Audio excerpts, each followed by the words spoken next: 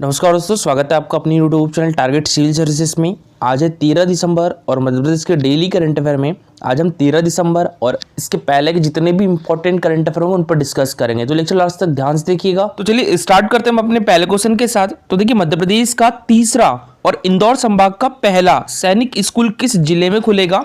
तो ये खरगोन में खुलेगा। तो इसका आंसर हो जाएगा ऑप्शन नंबर सी। ठीक है, हमारे मध्य प्रदेश का तीसरा और इंदौर संभाग का पहला सैनिक स्कूल जो है वो खरगोन डिस्ट्रिक्ट में खुलेगा। अच्छा, हमारे मध्य प्रदेश का पहला सैनिक स्कूल किस जिले में खुला था? तो ये रीवा डिस्ट्रिक्ट में खुला था। हमारे मध्य प्रदेश का दूसरा सैनिक स्कूल किस जिले में खुला था? तो ये मंदसौर में खुला था। ठीक है, और तीसरा सैनिक स्कूल किस जिले में खुलेगा? तो ये खरगोन डिस्ट्रिक्ट में खुलेगा। तो देखिए, हमारे मध्य प्रदेश का पहला सैनिक स्कूल रीवा डिस्ट्रिक्ट में खुला था और हमारे मध्य प्रदेश का दूसरा सैनिक स्कूल मंदसौर डिस्ट्रिक्ट में खुला था और हमारे मध्य प्रदेश का तीसरा सैनिक स्कूल कहाँ पर खुलेगा? तो ये खरगोन डिस्ट्रिक्ट में खुलेगा। और देखिए, भारत का पहला यानी हमारे देश का पहला ड्रोन स्कूल किस जिले में खुला है? तो ये ग्वालियर डिस्ट्रिक्ट में खुला है। ठीक है, तो हमारे देश का पहला ड्रोन स्कूल कहाँ पर खुला है? तो ये ग्वालियर डिस्ट्रिक्ट में खुला है। और देखिए, हमारे मध्य प्रदेश सीएम राइज योजना के तहत हमारे मध्य प्रदेश का पहला जो सीएम राइज स्कूल है ये कहाँ पर खोला गया है? तो ये शाजापुर में खोला गया है। ठीक है, और शाजापुर की लोकेशन देखिए तो ये है शाजापुर जिले के गुलाना में स्टार्ट किया गया है इसको। ठीक है, मध्य प्रदेश का पहला सीएम राइज स्कूल कहाँ पर लोकार्पण हुआ है इसका? तो ये गुलाना में हुआ है। गुलाना शाजापुर डिस्ट्रिक्ट में है, तो ये भी इंपॉर्टेंट है, याद रखिएगा। इसका जो शुभारंभ है हमारे मध्य प्रदेश के मुख्यमंत्री शिवराज सिंह चौहान जी के द्वारा किया गया था 5 जुलाई 2023 को। और देखिए, यहाँ पर स्कूल की बात हो रही है तो देखिए, भारतीय जनगणना 2011 के अनुसार हमारे देश का लिटरेसी रेट कितना था? तो ये 74.04 था। ठीक है, भारत का लिटरेसी रेट कितना था? 74.04 था। और इसमें हमारे मध्य प्रदेश का लिटरेसी रेट कितना है? तो ये 69.32 है। ठीक है, मध्य प्रदेश का लिटरेसी रेट कितना है 2011 की जनगणना के अनुसार? तो ये 69.32 है। इसमें सर्वाधिक साक्षरता वाला जिला कौन सा है? तो ये जबलपुर डिस्ट्रिक्ट है। ठीक है, जबलपुर डिस्ट्रिक्ट की साक्षरता दर कितनी है? तो ये 81.1% है। ठीक है, जबलपुर की साक्षरता दर कितनी है? तो ये 81.1% है। और सबसे कम साक्षरता वाला जिला कौन सा है? तो ये अलीराजपुर डिस्ट्रिक्ट है। ठीक है, अलीराजपुर डिस्ट्रिक्ट की साक्षरता कितनी है? तो ये 36.1% है। ठीक है, अलीराजपुर जिले की साक्षरता दर कितनी है? तो ये 36.1% है। और ये सबसे कम साक्षरता वाला जिला है हमारे मध्य प्रदेश में। सर्वाधिक पुरुष साक्षरता वाला जिला कौन सा है? तो ये इंदौर डिस्ट्रिक्ट है। ठीक है, सर्वाधिक पुरुष साक्षरता दर वाला जो जिला है वो कौन सा है? तो वो इंदौर डिस्ट्रिक्ट है। और यहाँ की पुरुष साक्षरता दर कितनी है? तो ये 87.3% है। ठीक है, यहाँ की पुरुष साक्षरता दर जो है वो 87.3% है। और सबसे कम पुरुष साक्षरता वाला जिला कौन सा है? तो ये भी अलीराजपुर है। सबसे कम पुरुष साक्षरता दर वाला जिला कौन सा है? अलीराजपुर है। और सबसे कम महिला साक्षरता वाला जिला भी कौन सा है? तो ये अलीराजपुर ही है। ठीक है, तो सबसे कम हमारे मध्य प्रदेश में सबसे कम साक्षरता दर वाला जिला कौन सा है? अलीराजपुर है। सबसे कम पुरुष साक्षरता दर वाला जिला भी अलीराजपुर है। और सबसे कम महिला साक्षरता दर वाला भी जिला कौन सा है? तो ये अलीराजपुर है। यहाँ की पुरुष साक्षरता दर कितनी है? तो 42% है। ठीक है, अलीराजपुर की पुरुष साक्षरता दर जो है वो 42% है। और महिला साक्षरता दर कितनी है? तो 30.3% है। ये याद रखिएगा। और सबसे अधिक महिला साक्षरता दर कहाँ पर है हमारे मध्य प्रदेश में? तो ये भोपाल डिस्ट्रिक्ट में है। ये मोस्ट इंपॉर्टेंट क्वेश्चन है, याद रखिएगा, इसके पहले पूछा जा चुका है। तो हमारे मध्य प्रदेश में सबसे अधिक महिला साक्षरता दर कहाँ पर है? तो ये भोपाल डिस्ट्रिक्ट में है। और यहाँ की साक्षरता दर कितनी है? तो ये 74.9% है। ठीक है, कितनी है यहाँ की महिला साक्षरता दर? 74.9% है। अच्छा, यहाँ पर एक चीज और ऐड कर लीजिएगा। देखिए, हमारे मध्य प्रदेश की साक्षरता दर है 69.32। ठीक है, तो यहाँ पर पुरुष साक्षरता दर जो है वो 78.7% है। 78.7% है। और महिला साक्षरता दर जो है वो 59.2% है। ठीक है, तो पुरुष साक्षरता दर 78.7% है और महिला साक्षरता दर 59.2% है। तो देखिए, भारत रक्षा मंत्रालय ने खरगोन में सैनिक स्कूल की स्वीकृति प्रदान की है और अब शहर में संचालित गोकुलदास पब्लिक स्कूल के साथ ही गोकुलदास सैनिक स्कूल भी संचालित होगा। और अगले सत्र से यहाँ सैनिक स्कूल में कक्षा 6 से 100 बच्चों का प्रवेश होगा। और देखिए इंदौर संभाग का पहला और हमारे मध्य प्रदेश का तीसरा सैनिक स्कूल होगा। हालांकि खरगोन के साथ ही होशंगाबाद व कटनी में भी सैनिक स्कूलों की स्वीकृति मिली है। इससे पूर्व हमारे मध्य प्रदेश के रीवा और मंदसौर में सैनिक स्कूल स्थापित है। खरगोन के गोकुलदास स्कूल को यह उपलब्धि बेहतर कैंपस, शूटिंग रेंज व बेहतर एकेडमिक रिकॉर्ड के चलते मिली है। और नेक्स्ट क्वेश्चन है हमारा, देखिए भी हाल में the best sustainable wild life tourism state के लिए सैंक्चुरी एशिया अवार्ड से किस राज्य को सम्मानित किया गया है? तो ये हमारे मध्य प्रदेश को सम्मानित किया गया है। तो इसका आंसर हो जाएगा ऑप्शन नंबर बी। ठीक है, अभी हाल ही में the best sustainable wild life tourism state के लिए सैंक्चुरी एशिया अवार्ड से हमारे मध्य प्रदेश को सम्मानित किया गया है। और देखिए बात हो रही है यहाँ पर टूरिज्म की, ये अवार्ड हमारे मध्य प्रदेश को टूरिज्म क्षेत्र में मिला है, हमारे मध्य प्रदेश पर्यटन बोर्ड को दिया गया है। और इसके पहले देखिए इंटरनेशनल सेंटर और रिस्पॉन्सिबल टूरिज्म के द्वारा हमारे मध्य प्रदेश के 2 गाँव कौन कौन से, एक तो मंडला, ये गाँव है एक मंडला, तो ये किस डिस्ट्रिक्ट में है? ये पन्ना डिस्ट्रिक्ट में है। ठीक है, मंडला गांव किस डिस्ट्रिक्ट में है? तो पन्ना डिस्ट्रिक्ट में है। और एक सबरबानी, ठीक है, सबरबानी गांव किस डिस्ट्रिक्ट में है? तो ये छिंदवाड़ा डिस्ट्रिक्ट में है। तो मंडला गांव और सबरबानी गांव, तो इनको उत्कृष्ट योगदान के लिए अवार्ड से सम्मानित किया गया था। ठीक है, किसके द्वारा? इंटरनेशनल सेंटर और रिस्पॉन्सिबल टूरिज्म के द्वारा हमारे मध्य प्रदेश के 2 गांव, एक तो मंडला गांव जो कि पन्ना डिस्ट्रिक्ट में है और एक सबरबानी गांव जो कि छिंदवाड़ा डिस्ट्रिक्ट में है। तो इनको उत्कृष्ट योगदान के लिए सम्मानित किया गया था। और देखिए केंद्रीय पर्यटन मंत्रालय के द्वारा विश्व पर्यटन दिवस 27 सितंबर को, कब? 27 सितंबर को हमारे मध्य प्रदेश के 2 गाँव को, ठीक है, हमारे मध्य प्रदेश के 2 गाँव कौन कौन से? एक तो मंडला, ठीक है, जो कि पन्ना डिस्ट्रिक्ट में है, और एक कौन सा? खोखरा गांव, खोखरा जो कि सीधी डिस्ट्रिक्ट में है। ठीक है, एक मंडला गांव जो कि पन्ना डिस्ट्रिक्ट में है और एक खोखरा गांव जो कि सीधी डिस्ट्रिक्ट में है।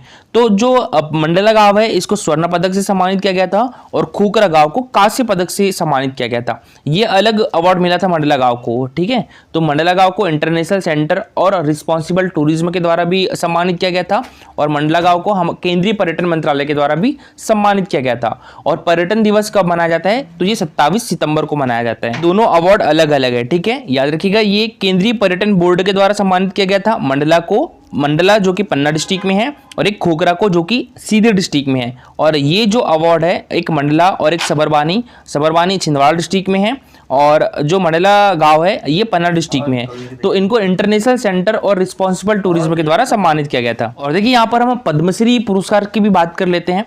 तो देखिए पद्मश्री पुरस्कार 2023 से, पद्मश्री पुरस्कार 2023 से हमारे मध्य प्रदेश के कितने व्यक्तियों को सम्मानित किया गया था? तो ये 3 व्यक्तियों को सम्मानित किया गया था। ठीक है, पद्मश्री पुरस्कार 2023 से हमारे मध्य प्रदेश के 3 व्यक्तियों को सम्मानित किया गया था। कौन कौन से? एक तो जोधैया बाई बैगा को, जो कि जोधैया बाई को, और एक डॉक्टर मुनीश चंद्र डावर को, और एक श्री रमेश परमार और श्रीमती शांति परमार, इनको संयुक्त रूप से दिया था। ठीक है, तो सबसे पहले बात करें जोधैया बाई बैगा, जोधैया बाई की बात करें सबसे पहले, तो इनका संबंध, जोधैया बाई का संबंध जो है वो किस डिस्ट्रिक्ट से है? तो उमरिया डिस्ट्रिक्ट से है और ये है उमरिया डिस्ट्रिक्ट। ठीक है, और जोधैया बाई किस क्षेत्र में दिया था इनको पद्मश्री पुरस्कार 2023? तो कला के क्षेत्र में मिला था। मोस्ट इंपॉर्टेंट है, याद रखिएगा। और ये कहाँ से है? उमरिया जिले के लोड़ा गांव से है। ठीक है, और ये किस जनजाति से बिलोंग करती है? तो बैगा जनजाति से बिलोंग करती है, याद रखिएगा। अब बात करें मुनीश चंद्र डावर की, तो मुनीश चंद्र डावर को किस क्षेत्र में मिला था? चिकित्सा क्षेत्र में दिया गया था। और इनका संबंध किस डिस्ट्रिक्ट से है? तो जबलपुर डिस्ट्रिक्ट से है। ठीक है, तो मुनीश चंद्र डावर को 2023 का जो पद्मश्री सम्मान है वो चिकित्सा क्षेत्र में मिला था और इनका संबंध जबलपुर डिस्ट्रिक्ट से है। अब बात करें रमेश परमार और श्रीमती शांति परमार की, तो श्रीमती शांति परमार और रमेश परमार का संबंध किस डिस्ट्रिक्ट से है? तो ये झाबुआ डिस्ट्रिक्ट से है। और इनको किस क्षेत्र में पद्मश्री पुरस्कार 2023 से सम्मानित किया गया था? तो इनको कला के क्षेत्र में पद्मश्री पुरस्कार 2023 से सम्मानित किया गया था। तो देखिए एक बार फिर से रिपीट कर रहा हूँ, उमरिया डिस्ट्रिक्ट की जोधैया बाई बैगा है, जबलपुर डिस्ट्रिक्ट के मुनीश चंद्र डावर है, और झाबुआ डिस्ट्रिक्ट के रमेश चंद्र परमार और श्रीमती शांति परमार है। ठीक है, श्रीमती शांति परमार और रमेश परमार को कला के क्षेत्र में मिला है, रमेश चंद्र डावर को चिकित्सा के क्षेत्र में मिला है, और जोधैया बाई को जो है वो कला के क्षेत्र में मिला है। जोधैया बाई मोस्ट इंपॉर्टेंट है, कला के क्षेत्र में मिला है। पद्मश्री पुरस्कार 2023 किस जिले से आती है? उमरिया डिस्ट्रिक्ट से आती है, उमरिया जिले के लोड़ा गांव से आती है। ठीक है, और इनका संबंध किस जनजाति से है? तो बैगा जनजाति से आती है ये, और इनको नारी शक्ति पुरस्कार 2022 से भी सम्मानित किया जा चुका है। अब बात करें हम यहाँ पर पद्मश्री पुरस्कार 2022 की। ठीक है, पद्मश्री पुरस्कार 2022 से कितने व्यक्तियों को सम्मानित किया गया था हमारे मध्य प्रदेश में?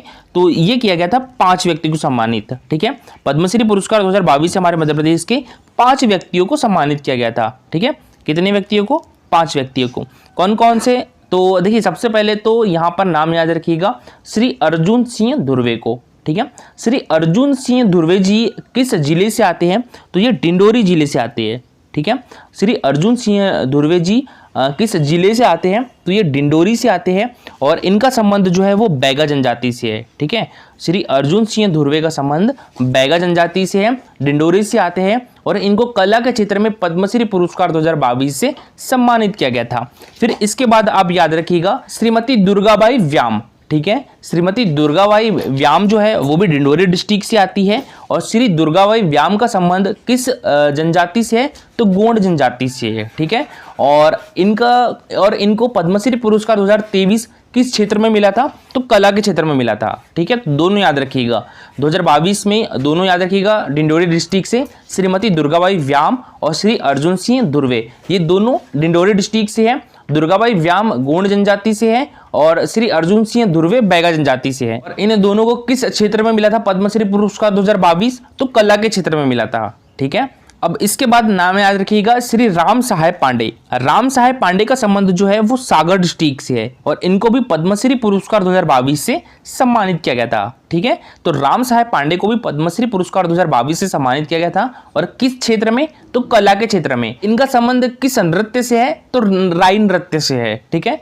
इनका संबंध किस नृत्य से है? तो राई नृत्य से है, और इनको कला के क्षेत्र में 2022 में पद्मश्री पुरस्कार 2022 से सम्मानित किया गया था। किस क्षेत्र में? तो ये कला के क्षेत्र में। ठीक है, अब इसके बाद नाम याद रखिएगा, डॉक्टर एनपी मिश्रा का। डॉक्टर एनपी मिश्रा का संबंध जो है वो भोपाल डिस्ट्रिक्ट से है। ठीक है, तो एनपी मिश्रा का संबंध भोपाल डिस्ट्रिक्ट से है, और इनको भी पद्मश्री पुरस्कार 2022 से सम्मानित किया गया था। किस क्षेत्र में? चिकित्सा के क्षेत्र में। और जो एनपी मिश्रा जी हैं मध्य प्रदेश के चिकित्सा के पितामह भी कहे जाते हैं। बात करें एक और नाम याद रखिएगा, अवध किशोर जड़िया का। ठीक है, अवध किशोर जड़िया का संबंध जो है वो हमारे मध्य प्रदेश के छतरपुर डिस्ट्रिक्ट से है। अवध किशोर जड़िया को भी पद्मश्री पुरस्कार 2022 से सम्मानित किया गया था। किस क्षेत्र में? साहित्य एवं शिक्षा के क्षेत्र में सम्मानित किया गया था। अवध किशोर जड़िया को साहित्य एवं शिक्षा में मिला था, और छतरपुर जिले से हैं। और इसके बाद श्री राम सहाय पांडे जी सागर डिस्ट्रिक्ट से है, और इनको कला के क्षेत्र में मिला था। एनपी मिश्रा को किस क्षेत्र में मिला था? तो चिकित्सा के क्षेत्र में मिला था, भोपाल डिस्ट्रिक्ट से है। और दुर्गाबाई व्याम और श्री अर्जुन सिंह धुर्वे, ये दोनों डिंडोरी डिस्ट्रिक्ट से हैं, दोनों को कला के क्षेत्र में मिला था। दुर्गाबाई व्याम जो है वो गोंड जनजाति से बिलोंग करती है। जो अर्जुन सिंह धुर्वे जी है ये बैगा जनजाति से बिलोंग करते हैं। मोस्ट इंपॉर्टेंट है, याद रखिएगा। ठीक है, बात करें 2021 के पद्मश्री पुरस्कार की, तो ये कितने व्यक्तियों को दिया गया था? तो 2 व्यक्तियों को दिया गया था। 2021 का पद्मश्री पुरस्कार 2 व्यक्तियों को दिया गया था, और एक पद्म भूषण पुरस्कार दिया गया था। ठीक है, तो पद्म भूषण किसे मिला था 2021 का? श्रीमती सुमित्रा महाजन जी को। ये लोकसभा की पूर्व अध्यक्ष भी रह चुकी है। इनका संबंध इंदौर डिस्ट्रिक्ट से है, और समाज सेवा के क्षेत्र में मिला था। और एक भूरी बाई को पद्मश्री मिला था। भूरी बाई झाबुआ डिस्ट्रिक्ट से, कला के क्षेत्र में इनको पद्मश्री मिला था। और डॉक्टर कपिल तिवारी सागर डिस्ट्रिक्ट से, कपिल तिवारी, इनको 2021 का पद्मश्री साहित्य और शिक्षा के क्षेत्र में मिला था। ठीक है, और अभी हमारे मध्य प्रदेश टूरिज्म बोर्ड को न्यू दिल्ली में top tigers wild life tourism award में सर्वश्रेष्ठ सतत वन्यजीव पर्यटन राज्य, the best sustainable wild life tourism state के लिए सेंचुरी एशिया अवार्ड से सम्मानित किया गया है। और मध्य प्रदेश को भारतीय उपमहाद्वीप में प्रकृति, पर्यटन, उद्योग, सतत प्रथाओं और रिस्पॉन्सिबल टूरिज्म में उत्कृष्ट प्रदर्शन के लिए पुरस्कृत किया गया है। प्रमुख सचिव पर्यटन और संस्कृति और प्रबंध संचालक टूरिज्म बोर्ड श्री शिवशेखर शुक्ला ने कहा है कि हमारे मध्य प्रदेश देश का टाइगर स्टेट है, और पूरी दुनिया से टाइगर्स को देखने के लिए पर्यटक यहाँ के राष्ट्रीय उद्यानों में पहुंचते हैं। और हमारे मध्य प्रदेश में पर्यटकों की संख्या बढ़ाने के साथ साथ पर्यावरण पर पड़ने वाले नकारात्मक प्रभाव को कम करने की जिम्मेदारी भी बोर्ड की है। इसलिए वन्य क्षेत्रों के आसपास इको फ्रेंडली होमस्टे, अपशिष्ट प्रबंधन, पर्यटकों में जागरूकता लाने जैसे विभिन्न प्रयास किए जा रहे हैं। और देखिए, हमारे देश में सर्वाधिक टाइगर्स हमारे मध्य प्रदेश में होने के कारण टाइगर स्टेट ऑफ इंडिया होने का गौरव प्राप्त भी है। मध्य प्रदेश में वर्तमान में 785 टाइगर है। इसके साथ ही मध्य प्रदेश को लेपर्ड स्टेट और घड़ियाल स्टेट का भी गौरव प्राप्त है। कूनो राष्ट्रीय उद्यान में चीतों के आगमन से हमारे मध्य प्रदेश को चीता स्टेट के रूप में भी मान्यता मिली है। नेक्स्ट क्वेश्चन है हमारा, देखिए आकांक्षी विकासखंड कार्यक्रम की रैंकिंग में धार जिले के तिरला विकासखंड को भारत के मध्य क्षेत्र में कौन सा स्थान प्राप्त हुआ है? तो ये पहला स्थान प्राप्त हुआ है। तो इसका आंसर हो जाएगा ऑप्शन नंबर ए। आपको पता ही होगा कि हमारे देश के 329 जिलों के 500 विकास खंडों में कौन सी योजना चलाई जा रही है? तो ये आकांक्षी कार्यक्रम चलाया जा रहा है। आकांक्षी कार्यक्रम जो है ये पिछड़े जिलों में चलाया जाता है। हमारे देश के जो पिछड़े जिले हैं और जो पिछड़े विकास खंड है इनमें चलाया जा रहा है, ठीक है। तो इसमें जो धार जिले के तिरला विकास खंड है तो इसको भारत के मध्य क्षेत्र में कौन सा स्थान प्राप्त हुआ है? तो प्रथम स्थान प्राप्त हुआ है। तो देखिए 7 दिसंबर 2023 को भारत सरकार के आकांक्षी विकासखंड कार्यक्रम की रैंकिंग में धार जिले के तिरला विकासखंड को भारत के मध्य क्षेत्र में प्रथम स्थान प्राप्त करने पर नीति आयोग द्वारा सम्मानित भी किया गया है। और इस उपलब्धि पर तिरला विकासखंड को 1.5 करोड़ रुपए पुरस्कार दिया जाएगा। और भारत सरकार के आकांक्षी विकासखंड कार्यक्रम के अंतर्गत देश के 329 जिलों के 500 विकास खंडों को सम्मिलित किया गया है, जिसमें मध्य प्रदेश से चयनित 42 विकास खंड में धार जिले का विकास खंड तिरला भी शामिल है। नीति आयोग के निर्देशानुसार सर्वप्रथम विकास खंड द्वारा चिंतन शिविर का आयोजन कर आकांक्षी विकास खंड को प्रेरणादायी विकास खंड में परिवर्तन करने के लिए नीति आयोग के मापदंडों पर रणनीति तैयार की गई है। और रणनीति तैयार किए जाने के उपरांत धरातल पर कार्यों को संपन्न किया जा रहा है, जिससे गति प्रदान करने के लिए 30 सितंबर 2023 को भारत मंडपम न्यू दिल्ली में प्रधानमंत्री नरेंद्र मोदी के द्वारा संकल्प सप्ताह का भी शुभारंभ किया गया था। और आकांक्षी विकासखंड कार्यक्रम का मुख्य उद्देश्य चयनित आकांक्षी विकासखंडों में समस्त विभागों के कार्यों में गति प्रदान कर हितग्राहियों को लाभान्वित करना है। देखिए कल का हमारा क्वेश्चन था, एक जिला एक उत्पाद के तहत सिवनी जिले का उत्पाद क्या है? तो ये सीताफल है। तो इसका आंसर हो जाएगा ऑप्शन नंबर बी, ठीक है। सीताफल जो है वो सिवनी जिले का उत्पाद है, एक जिला एक उत्पाद के तहत। और देखिए जितने भी एक जिला एक उत्पाद के तहत हमारे मध्य प्रदेश के जितने भी उत्पाद हैं तो उनको ट्रिक के माध्यम से समझाया गया है इस वीडियो में। तो ये वीडियो टेलीग्राम चैनल पर शेयर कर दिया है, जिसने नहीं देखा है वो देख सकते हैं। इसमें आपको एक बार देखना है, सारे एक जिला एक उत्पाद आपको ट्रिक के माध्यम से याद हो जाएंगे, ठीक है। ये 2023 के है, ठीक है, ये 2023 के एक जिला एक उत्पाद है। और देखिए आज के लिए आपका क्वेश्चन है, ये MPPSC मेंस फॉरेस्ट में पूछा गया था 2022 के में, अभी जो एग्जाम हुआ था। एशियाई खेल 2023 में कांस्य पदक विजेता मध्य प्रदेश के ऐश्वर्य प्रताप सिंह तोमर का संबंध किस खेल से है? घुड़सवारी, टेबल टेनिस, बॉक्सिंग या शूटिंग? तो इसका आंसर पूरा डिटेल में कमेंट बॉक्स में लिखिएगा। और देखिए ये है हमारा Telegram channel Target Civil Services, आपको ये वीडियो अवेलेबल है, यहाँ से आप ये वीडियो देख सकते हो। और देखिए लेक्चर अच्छा लगा हो तो लाइक और शेयर जरूर करिएगा। अगर आप चैनल में नए हो तो सब्सक्राइब भी कर लीजिए। Thank you so much for watching this video.